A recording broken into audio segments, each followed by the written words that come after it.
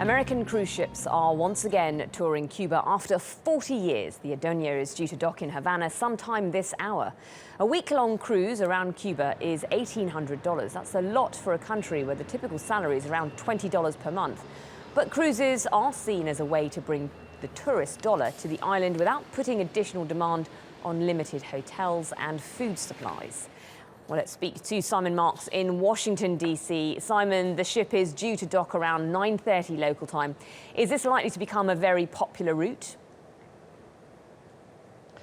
Well, the stage is certainly set for the resumption on a regular basis of cruise line traffic across the Florida Straits between Florida and Havana. This just the start. The Adonia will be making this journey, at least initially, every other week. And there are, of course, several other cruise line companies that would like to get involved in this kind of cross-straits traffic. But there are some very real questions about the extent to which Cuba has the infrastructure available to handle the regular, daily, if you like, incoming arrival of cruise liners from the United States. And many travel industry experts say that it could be at least 10 years before it's able to handle the kind of traffic that used to cross the Florida Straits back in the 1940s and 50s before the Cuban Revolution, which led to the embargo that halted the arrival of American tourists in the port of Havana. Certainly this is an historic event that is playing out in Cuba today, and many citizens of Havana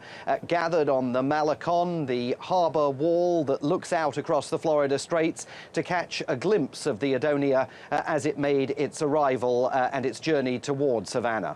Now, Simon, the journey hasn't been one way across the Florida Straits over the past few days. There are Cubans still trying to leave the island, but on a much shakier craft.